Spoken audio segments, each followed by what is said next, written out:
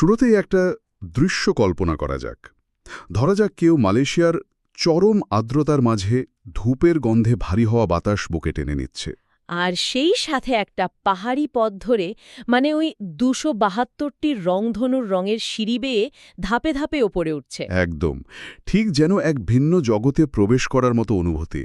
পাশে আবার পাহারাদারের মতো সগৌরবে দাঁড়িয়ে আছে ১৪০ ফুট উঁচু এক বিশাল সোনালী মূর্তি। আর সিঁড়ি পেরিয়ে গুহার ওই বিশাল আর অন্ধকার প্রবেশদ্বারে পা রাখতেই কানে ভেসে আসছে পাথরের গায়ে প্রতিধ্বনিত হওয়া প্রাচীন মন্ত্রের শব্দ। হ্যাঁ, ঠিক বলেছেন। তো এই পুরো দৃশ্যপটটা দেখে বা শুনে যে কারো মনে হতে পারে এটা হয়তো সম্পূর্ণ মানুষেরই তৈরি কোনো বিশাল স্থাপনা। হ্যাঁ, ভাবাটাই স্বাভাবিক। এত নিখুঁত একটা আধ্যাত্মিক পরিবেশ তো আর এমনি এমনি তৈরি হয় না। কিন্তু মজার বিষয়টা হলো এই বিশাল উপাসনালয়টি আসলে কোনো মানুষ তৈরি করেনি। আজকের এই তথ্যসূত্রগুলো ঘাঁটতে গিয়ে আমরা এমন একটা দারুণ গল্পের সন্ধান পেয়েছি যেখানে ৪০ কোটি বছরের পুরনো একটা প্রাকৃতিক গুহা মানুষের বেঁচে থাকার মানে স্থানান্তর আর আধ্যাত্মিক জাগরণের এক চূড়ান্ত প্রতীকে পরিণত হয়েছে। রাইট, এটা সত্যিই একটা অদ্ভুত রূপান্তর। তো চলুন মালয়েশিয়ার কুয়ালালামপুরের কাছে থাকা বিখ্যাত বাটু কেভসের সেই গভীরে একটু প্রবেশ করি। আমাদের আজকের এই বিস্তারিত আলোচনার লক্ষ্যই হল বিভিন্ন তথ্যসূত্র একত্রিত করে এটা বোঝা যে কিভাবে কেবল একটি প্রাকৃতিক চুনাপাথরের পাহাড় লক্ষ লক্ষ মানুষের কাছে আধ্যাত্মিক রূপান্তরের কেন্দ্র হয়ে উঠল। আসলে এই গুহাগুলোর দিকে তাকালে সবচেয়ে প্রথমে যে বিষয়টি ধাক্কা দেয় তা হলো এর অকল্পনীয় প্রাচীনত্ব। মানে বয়সের দিক থেকে বলছেন? হ্যাঁ, আমরা মানুষের ইতিহাস নিয়ে যখন ভাবি তখন বড়জোর কয়েক হাজার বছরের হিসাব করি, কিন্তু বাটু কেভসের এই চুনাপাথরের পাহাড়গুলোর বয়স শুনলে অবাক হবেন, প্রায় ৪০ কোটি বছর। ৪০ কোটি বছর? মানে ডাইনোসরদেরও আগের কথা বলছেন? একদম তাই। প্যালিওজোয়িক যুগে এই পুরো অঞ্চলটি আসলে সমুদ্রের নিচে ছিল। কোটি কোটি বছর ধরে মৃত সামুদ্রিক প্রাণীর খোলস আর কঙ্কাল সমুদ্রের তলদেশে জমতে থাকে। আচ্ছা, বুঝতে পারছি। তারপর নিশ্চয়ই টেকটনিক প্লেটের কোনো ব্যাপার আছে? ঠিক ধরেছেন। পৃথিবীর টেকটনিক প্লেটের প্রচণ্ড সংঘর্ষে সেই সমুদ্রের তলদেশ উপরে উঠে আসে আর তারপর শুরু হয় বৃষ্টির জলের অবিরাম কাজ। মানে চুনা পাথর জলের সংস্পর্শে এলে তো ধীরে ধীরে ক্ষয় হতে থাকে, তাই না? হ্যাঁ, বৃষ্টির জলের ওই ক্রমাগত রাসায়নিক ক্ষয়ের ফলে পাহাড়ের ভেতরে এমন বিশাল বিশাল ফাঁপা অংশ মানে এই গুহাগুলোর সৃষ্টি হয়েছে। এই ব্যাপারটা ভাবলেই আমার অবাক লাগে। প্রকৃতি যেন কোটি কোটি বছর ধরে অন্ধকারে বসে নিজের হাতে একটা বিশাল ক্যাথিড্রাল বা উপাসনালয় খোদাই করছিল। খুব সুন্দর একটা উপমা দিয়েছেন। অথচ সেখানে যে কোনোদিন মানুষের পদচিহ্ন পড়বে সেটা কেউ কল্পনাও করেনি। আমি সূত্রগুলোতে পড়ছিলাম এখানে ডার্ক কেভ বা অন্ধকার গুহা নামে একটা বিশেষ অংশ আছে। হ্যাঁ, ডার্ক কেভ। ভূতাত্ত্বিক এবং পরিবেশগত দিক থেকে জায়গাটা কিন্তু ভীষণ গুরুত্বপূর্ণ। আমি তো শুনলাম সেখানে নাকি এমন কিছু প্রাণী বাস করে যারা পুরোপুরি এই আলোহীন পরিবেশের সাথে নিজেদের মানিয়ে নিয়েছে। একদম সত্যি কথা। অন্ধকার পরিবেশে বিবর্তনের এক চমৎকার উদাহরণ হল এই ডার্ক কেভ। সেখানে এমন কিছু বিরল প্রজাতির মাকড়সা এবং বাদুড় রয়েছে যারা লক্ষ লক্ষ বছর ধরে সূর্যালোক ছাড়াই টিকে আছে। সূর্যালোক ছাড়া? তাহলে ওরা পথ চলে কিভাবে? এই প্রাণীগুলোর চোখ হয়তো পুরোপুরি অকেজ হয়ে গেছে, কিন্তু তাদের স্পর্শ এবং শব্দের প্রতি সংবেদনশীলতা চরম মাত্রায় বিকশিত। অবিশ্বাস্য। আর ওই বাদুড়গুলোর জন্যই মূলত সেখানে একটা বিশাল বাস্তুতন্ত্র বা ইকোসিস্টেম গড়ে উঠেছে। তাদের মল বা গুয়ানো থেকে পুষ্টি নিয়ে গুহার ভেতরের অন্যান্য পোকামাকড় বেঁচে থাকে। মানে একটা অদ্ভুত স্বয়ংসম্পূর্ণ একটা পৃথিবী চলছে ওই অন্ধকারের ভেতরে। হ্যাঁ, বাইরের পৃথিবীর সাথে যার কোনো যোগাযোগই নেই। আচ্ছা, অন্ধকারে বিবর্ধিত হওয়া প্রাণী আর বাদুড়ের মল, এই জায়গাটা থেকে আমার একটা প্রশ্ন জাগে। একটা বাদুড়ের গুহা যেখানে মানুষ যাওয়ার কোনো কারণই নেই, সেটা কিভাবে হঠাৎ করে পবিত্র তীর্থস্থান হয়ে উঠল? এই রূপান্তরের পেছনের ইতিহাসটা খুঁজতে গেলে আমাদের মানুষের অস্তিত্ব রক্ষার লড়াইয়ের ইতিহাসটা বুঝতে হবে। মানে ইতিহাসটা ঠিক কবে থেকে শুরু হচ্ছে? আমি তো দেখলাম শুরুতে আদিবাসী ওরাং আসলিপ সম্প্রদায় এই এলাকাটি ব্যবহার করত। রাইট। তারপর ১৯বিংশ শতাব্দীতে চীনারা এখানে আসা শুরু করে এবং ১৮৭৮ সালে আমেরিকান প্রকৃতিবিদ উইলিয়াম হর্নাডে এর কথা প্রথম বাইরের বিশ্বকে জানান। কিন্তু চীনারা তো আর কোনো দেবতা খুঁজতে সেখানে যায়নি, তাই না? একদমই না। তারা এসেছিল মূলত কৃষিকাজের জন্য ওই বাদুড়ের মল বা গুয়ানো সংগ্রহ করতে। সার তৈরির একটা সাধারণ জায়গা থেকে আধ্যাত্মিক কেন্দ্র হয়ে ওঠার এই বাঁকটা তাহলে কিভাবে নিল? এখানেই আসে তামিল অভিবাসীদের গল্প। ঊনবিংশ শতাব্দীর শেষের দিকে যখন মালয়েশিয়া ব্রিটিশদের উপনিবেশ, তখন ব্রিটিশরা দক্ষিণ ভারত থেকে দলে দলে তামিল শ্রমিকদের নিয়ে আসতে শুরু করে। ওই রাবার বাগান আর রেলপথ বসানোর কাজের জন্য তো। হ্যাঁ, গহীন জঙ্গল পরিষ্কার করে রাবার বাগান তৈরি করা, রেলপথ বসানো এবং টিনের খনিতে হাড় ভাঙা খাটুনি খাটার জন্য তাদের আনা হয়েছিল। ভাবলেই কষ্ট হয়। এই মানুষগুলোকে তাদের পরিচিত সমাজ, পরিবার আর শেকড় থেকে ছিন্ন করে এমন এক পরিবেশে ফেলে দেওয়া হয়েছিল যা ছিল চরম রুক্ষ আর অপরিচিত। একদম। এখানে সবচেয়ে আকর্ষণীয় বিষয়টা হল এই অভিবাসী শ্রমিকদের মানসিক অবস্থা। এই বিষয়টা আমাকেও খুব ভাবিয়েছে। মানে নিজের শেকড় থেকে হাজার হাজার মাইল দূরে সম্পূর্ণ অচেনা একটা জায়গায় এসে এই শ্রমিকেরা নিজেদের মানসিক ভারসাম্য কিভাবে ধরে রেখেছিল। সেটা একটা বড় প্রশ্ন বটে। এটা অনেকটা মহাকাশচারীদের মতো একটা ব্যাপার বলে আমার মনে হয়। মানে মহাকাশচারীরা যখন মহাশূন্যে যান তখন তারা ড্যাশবোর্ডে নিজেদের পরিবারের একটা ছবি আটকে রাখেন, যাতে চরম শূন্যতার মাঝেও একটা পরিচিত আশ্রয় পাওয়া যায়। দারুণ একটা তুলনা। এই তামিল শ্রমিকদের কাছেও ব্যাপারটা ঠিক তেমনই ছিল। তারা নিজেদের মানসিক আশ্রয়ের জন্য এমন কিছু একটা খুঁজছিল। আর সেই খোঁজটাই কি বাটু কেভসে গিয়ে শেষ হলো? হ্যাঁ, 1890 সালের দিকের ঘটনা। কে থাম্বুস্বামী পেল্লাই নামের একজন প্রভাবশালী তামিল নেতা একদিন এই বাটু কেভসের সামনে এসে দাঁড়ান। আচ্ছা। তিনি গুহার মূল প্রবেশদ্বারের দিকে তাকিয়ে হঠাৎ একটা বিশেষ আকৃতি দেখতে পান। তার মনে হয় এই বিশাল গুহামুখটি দেখতে অবিকল হিন্দু দেবতা মুরুগনের পবিত্র বর্ষা বা ভেলের মতো। মানে ওই পাহাড়ি খাঁজটা দেখে তার বর্ষার কথা মনে হলো। হ্যাঁ, একজন সাধারণ মানুষ হয়তো সেখানে শুধু চুনাপাথরের ক্ষয়প্রাপ্ত পাহাড়ই দেখত, কিন্তু একজন দেশান্তরী শেকড় সন্ধানী মানুষের মনস্তত্ত্বে ওই পাথরের আকৃতিটি একটি ঐশ্বরিক সংকেত হিসেবে ধরা দেয়। কিন্তু একটা বর্ষা কেন? মানে একজন ক্লান্ত দেশান্তরী শ্রমিকের কাছে একটা বর্ষার আকৃতি কেন এত বড় অর্থ বহন করবে? এর জন্য আমাদের দেবতা মুরুগানকে একটু বুঝতে হবে। আমি মুরুগানের পৌরাণিক দিকটা একটু ঘেঁটে দেখছিলাম। হিন্দু পুরাণ অনুযায়ী শিব ও পার্বতীর পুত্র মুরুগান হলেন তারুণ্য, প্রজ্ঞা এবং সুরক্ষার দেবতা। একদম ঠিক। মহাজাগতিক ভারসাম্য যখন ভীষণভাবে নষ্ট হয়ে যায় আর অসুর সুরাপদ্মন ত্রাসের রাজত্ব কায়েম করে, তখন দেবী পার্বতী মুরুগানকে একটি অস্ত্র দেন। আর সেই অস্ত্রটাই হলো এই ভ্যাল বা বর্ষা। হ্যাঁ, মুরুগান এই অস্ত্র দিয়েই সুরাপদ্মনকে পরাজিত করেছিলেন। এই পৌরাণিক কাহিনীর ভেতরেই কিন্তু আসল উত্তরটা লুকিয়ে আছে। এই ভ্যাল কেবল লোহা বা ধাতুর তৈরি কোনো সাধারণ অস্ত্র নয়। তাহলে এটা আসলে কিসের প্রতীক? এটি হল সেই ঐশ্বরিক প্রজ্ঞা যা অজ্ঞতা, ভয় এবং বিভ্রমকে ছিন্ন করে দেয়। আর মুরুগানের বাহন হল ময়ূর। ময়ূরেরও নিশ্চয়ই কোনো রূপক অর্থ আছে। হ্যাঁ, ময়ূর হল অহংকার বা ইগোর ওপর বিজয় এবং সৌন্দর্য ও আধ্যাত্মিক জাগরণের প্রতীক। গুহার দিকে তাকাতেন, তারা মূলত সেখানে নিজেদের অজ্ঞতা আর ভয় দূর করার শক্তি পেতেন। একদম তাই।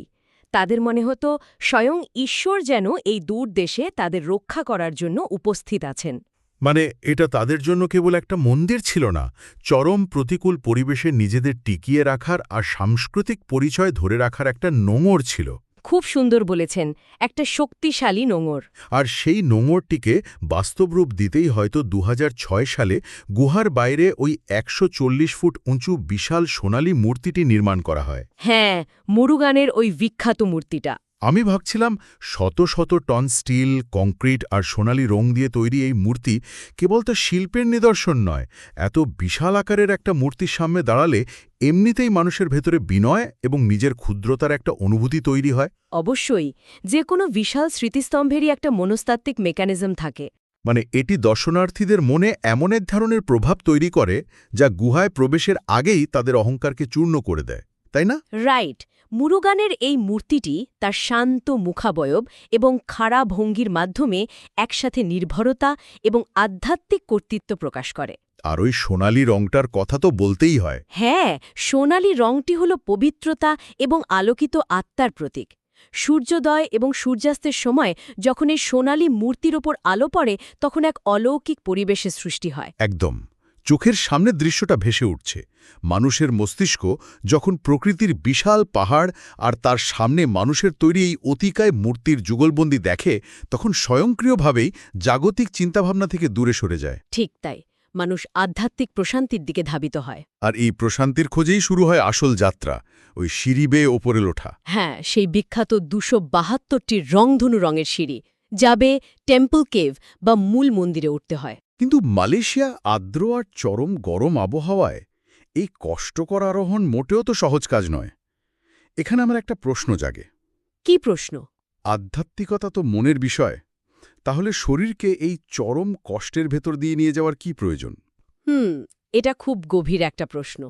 আমরা যদি আধুনিক ম্যারাথন বা চরম শারীরিক কসরতের কথা ভাবি, মানুষ শরীরকে ক্লান্ত করে এক ধরনের মানসিক স্পষ্টতা বা মেন্টাল ক্ল্যারিটি পাওয়ার চেষ্টা করে। এই সিঁড়ি ভাঙাও কি সেই একই দর্শনের অংশ? একদম তাই। মানুষের স্নায়ুতন্ত্র এবং আধ্যাত্মিকতার মধ্যে একটা গভীর সম্পর্ক রয়েছে। শারীরিক কষ্টের সময় আমাদের শরীরে এন্ডরফিন নির্গত হয়, যা এক ধরনের ঘোরের সৃষ্টি করে। হ্যাঁ, মানে পেইন কিলারের মতো কাজ করে। হ্যাঁ, পৃথিবীর প্রায় সব ধর্মেই তীর্থযাত্রার সাথে শারীরিক ত্যাগের এই সম্পর্কটি আমরা দেখি। একজন তীর্থযাত্রী যখন প্রচণ্ড গরমে হাঁপাতে হাঁপাতে ঘামে ভিজে এই 272টি সিঁড়ি পেরিয়ে ওপরে ওঠেন, তখন তিনি মূলত তার জাগতিক আরাম আর স্বাচ্ছন্দ্যকে পেছনে ফেলে আসেন। জাগতিক মোহ ত্যাগ করে আধ্যাত্মিক জ্ঞানলাভের দিকে এগিয়ে যাওয়ার একটা চমৎকার রূপক এটা। ঠিক বলেছেন। এই শারীরিক কষ্ট আত্মাকে বিশুদ্ধ করার একটা প্রক্রিয়া হিসেবে কাজ করে, আর অবশেষে যখন তিনি মূল গুহায় পা রাখেন, তখন সেই পরিবর্তনটা পূর্ণতা পায়। মূল গুহার ভেতরের পরিবেশটাও তো এক কথায় অবিশ্বাস্য। টেম্পল কেভের ছাদ নাকি প্রায় 100 মিটার উঁচু। হ্যাঁ, বিশাল উঁচু ছাদ। আমি সূত্রগুলোতে পড়ছিলাম, সেই বিশাল ছাদের প্রাকৃতিক ফাটল দিয়ে যখন সূর্যের আলো সোজা অন্ধকার গুহার ভেতরে এসে পড়ে, দৃশ্যটা নাকি আক্ষরিক অর্থেই অন্ধকারের বুক চিরে ঐশ্বরিক আলো প্রবেশের প্রতীকী অর্থ বহন করে। দৃশ্যটা সত্যি অসাধারণ, আর সেখানকার প্রাকৃতিক অ্যাকুস্টিক্স বা শব্দবিজ্ঞানের কথা তো না বললেই নয়। মানে শব্দের অনুরণনের বিষয়টা, ওই বিশাল চুনাপাথরের ফাঁকা জায়গাটা তো মনে হয় একটা বিশাল গিটারের সাউন্ড বক্সের মতো কাজ করে। একদম নিখুঁত তুলনা। চুনাপাথরের গঠন শব্দের অনুরণনের জন্য একদম উপযুক্ত। তাহলে যখন মন্দিরের ঘণ্টা বাজে বা শঙ্খের ধ্বনি হয়, হ্যাঁ, মন্দিরের ঘণ্টা, শঙ্খের ধ্বনি আর পুরোহিতদের মন্ত্রপাঠ যখন গুহার অমসৃণ দেয়ালে ধাক্কা খেয়ে প্রতিধ্বনিত হয়, তখন তা সাধারণ কোনো ভরের মতো শোনায় না। ব্যাপারটা নিশ্চয়ই মানুষের মনস্তত্ত্বে বড় প্রভাব ফেলে। ফেলে তো বটে। শব্দের এই অনুরণন বা ইকো মানুষের মস্তিষ্কের তরঙ্গকে প্রভাবিত করে। এটি এমন এক পরিবেশ তৈরি করে যেখানে বাইরের পৃথিবীর কোলাহল আর পৌঁছতে পারে না। গুহাকে তো অনেক আধ্যাত্মিক দর্শনেই মানুষের অন্তরের বা চেতনার প্রতীক হিসেবে ধরা হয়। রাইট। এই গুহার গভীরে প্রবেশ করে মন্ত্রের ধ্বনি শোনা মানে হল নিজের মনের একেবারে গহীনে প্রবেশ করা। আর এই রূপান্তর এবং আত্মত্যাগের সবচেয়ে চরম প্রকাশ আমরা দেখতে পাই বাৎসরিক থাইপুসাম উৎসবে। থাইপুসাম উৎসব এই তীর্থস্থানের সবচেয়ে বড় আয়োজন। তামিল ক্যালেন্ডার অনুযায়ী থাই মাসে, যা সাধারণত জানুয়ারি বা ফেব্রুয়ারি মাসে পরে, এই বিশাল উৎসব অনুষ্ঠিত হয়। এটি মূলত সেই দিনটিকে স্মরণ করে উদযাপন করা হয় যেদিন দেবী পার্বতী মুরুগানকে সেই পবিত্র বর্ষা দিয়েছিলেন, মানে অজ্ঞতার বিরুদ্ধে বিজয়ের উৎসব। কিন্তু এই উৎসবের যে বিষয়টা আমাকে সবচেয়ে বেশি অবাক করেছে, তা হল শারীরিক ব্যথার প্রতি ভক্তদের অবিশ্বাস্য নির্লিপ্ততা। আপনি নিশ্চয়ই কাওয়াদি বহন করার কথা বলছেন। হ্যাঁ, থাইপুসামের সবচেয়ে আকর্ষণীয় দিক হল এই কাবাদি বহন করা। কাওয়াদি শব্দের অর্থ হল বোঝা বা আত্মত্যাগের অর্ঘ্য। ভক্তরা ময়ূরের পালক, ফুল আর মুরুগানের ছবি দিয়ে সাজানো বিশাল একটা কাঠামো কাঁধে নিয়ে সিঁড়িগুলো বের ওঠেন। কিন্তু কেবল কাঠামো বহন করাই তো নয়, অনেকেই নিজেদের গাল বা জিভ ত্রিশূল বা বর্ষা দিয়ে ফুঁড়ে ফেলেন। হ্যাঁ, এমনকি পিঠের চামড়ায় বরশি গেঁথে রথ টেনে নিয়ে যাওয়ার মতো দৃশ্য দেখা যায়। এই দৃশ্যগুলোর কথা ভাবলেই তো সাধারণ মানুষের শিউরে ওঠার কথা। ব্যথার পিছনের মেকানিজমটা আসলে কি? আসলে এই ব্যথাটা তাদের কাছে কোনো কষ্ট নয়, এটা আত্মনিয়ন্ত্রণের একটা পরীক্ষা। কিন্তু কেন তারা শরীরের উপর এত চরম আঘাত হানেন, আর তা সত্ত্বেও তাদের মুখে ব্যথার কোনো ছাপ থাকে না? আধুনিক চিকিৎসাবিজ্ঞান হয়তো বলবে এটা এক ধরনের চরম মানসিক অবস্থা বা ট্র্যান্স। একদম ঠিক। স্নায়ুবিজ্ঞানীদের মতে একটানা ঢাকের ছন্দ, গভীর শ্বাসপ্রশ্বাস বা হাইপারভেন্টিলেশন এবং প্রবল বিশ্বাসের কারণে ভক্তরা অল্টার্ড স্টেট অফ কনশাসনেস বা পরিবর্তিত চেতনার স্তরে চলে যান।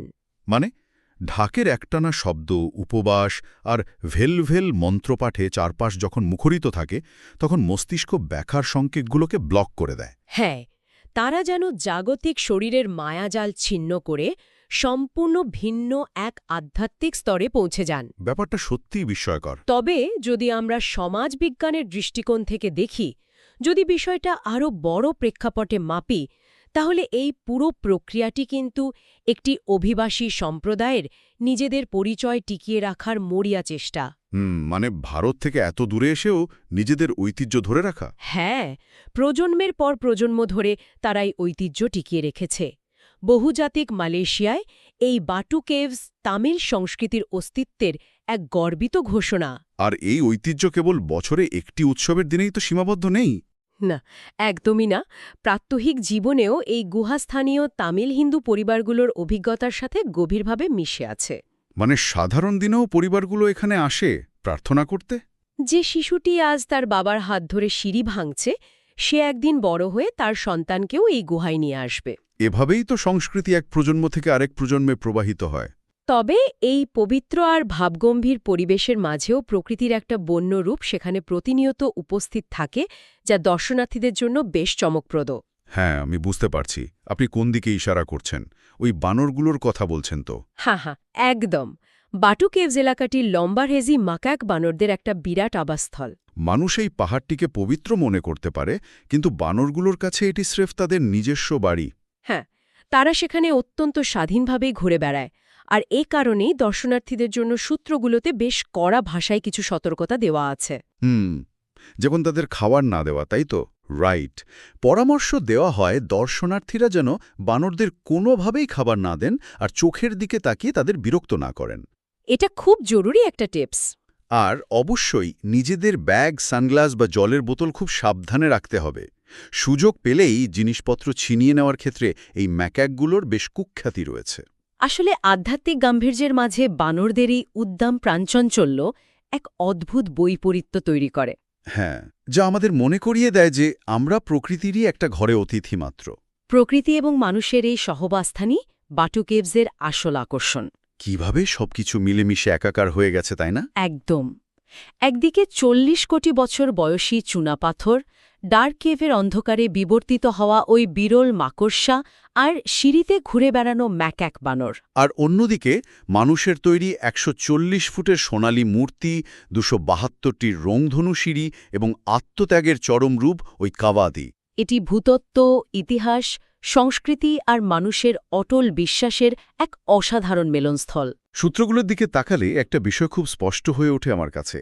মানুষ যখন তার শেকড় থেকে বিচ্ছিন্ন হয়, যখন তাকে অজানা কোনো পরিবেশে ছুঁড়ে ফেলা হয়, তখন সে কেবল খেয়ে পরেই বেঁচে থাকে না। রাইট, সে তার নিজের জন্য নতুন একটা মহাবিশ্ব তৈরি করে নেয়। একদম। তামিল শ্রমিকেরা এই পাথরের খাঁজে নিজেদের দেবতা খুঁজে পেয়েছিল, নিজেদের টিকে থাকার শক্তি জোগাড় করেছিল। এটি মানুষের মানিয়ে নেওয়ার ক্ষমতা আর চরম প্রতিকূলতায় মানসিক আশ্রয় তৈরি করার এক অবিশ্বাস্য প্রমাণ। মানুষের ইতিহাস মূলত স্থানান্তরের ইতিহাস, আর মানুষ যেখানেই গেছে সে তার সংস্কৃতি, তার বিশ্বাস আর তার কল্পনাকে সাথে নিয়ে গেছে। হ্যাঁ, বাটু কেভস প্রমাণ করে যে প্রকৃতি হয়তো কোটি কোটি বছর ধরে একটা ক্যানভাস তৈরি করে রাখে, কিন্তু মানুষ তার নিজের মতো করে সেখানে রঙের প্রলেপ দেয়। এই বিস্তারিত আলোচনার শেষে আমরা যদি একটু ভেবে দেখি, আজ থেকে আরও ৪০ কোটি বছর পর এই পৃথিবীর রূপ কেমন হবে? সেটা ভাবলে তো গায়ে কাটা দিয়ে ওঠে। হয়তো বর্তমান মানব সভ্যতা, আমাদের এই ভাষা, আমাদের তৈরি মন্দির বা আচার অনুষ্ঠান কিছুই টিকে থাকবে না। কিন্তু মহাকালের সাক্ষী হয়ে এই প্রাচীন চুনাপাথরের পাহাড়গুলো হয়তো তখনও দাঁড়িয়ে থাকবে। ঠিক তাই। সেদিন এই গুহাগুলোর অন্ধকার ফাটলগুলো হয়তো সম্পূর্ণ ভিন্ন কোনো অস্তিত্ব, ভিন্ন কোনো প্রাণী বা নতুন কোনো সভ্যতার নীরব সাক্ষী হয়ে দাঁড়িয়ে থাকবে। ঠিক যেমনটি তারা মানুষের আবির্ভাবের কোটি কোটি বছর আগে ওই অন্ধকারে দাঁড়িয়েছিল। সময়ের এই বিশাল ব্যাপ্তির কথা ভাবলে মানুষের অস্তিত্বকে খুব ক্ষুদ্র মনে হয় ঠিকই, কিন্তু একই সাথে মানুষের বিশ্বাস আর নতুন কিছু গড়ে তোলার ক্ষমতাকেও বিশাল বলে মনে হয়। অসীম একটা ব্যাপার। আর এই বিশালত্বের মাঝেই আমরা ফিরে যাই সেই শুরুর দৃশ্যপটটিতে। ধূপের ধোয়া, ২৭২টি সিঁড়ি, বিশাল সোনালী মূর্তি আর পাহাড়ের গায়ে আছড়ে পড়া মন্ত্রের শব্দ। আশা করি পরের বার যখন কেউ বাটু কেভসের কথা শুনবেন বা এর কোনো ছবি দেখবেন তখন আর কেবল একটা পর্যটন কেন্দ্র বা পাহাড়ের কথা মনে পড়বে না। একদম চোখের সামনে ভেসে উঠবে ৪০ কোটি বছরের ভূতত্ত্ব, বিবর্তন, মানুষের টিকে থাকার লড়াই এবং অটুট বিশ্বাসের এক অপূর্ব গল্প। আজকের মতো আমাদের এই গভীর বিশ্লেষণ এখানেই শেষ করছি। নতুন কোনো তথ্যসূত্র আর নতুন কোনো ভাবনার খোরাক নিয়ে আবারও কথা হবে। বিদায়।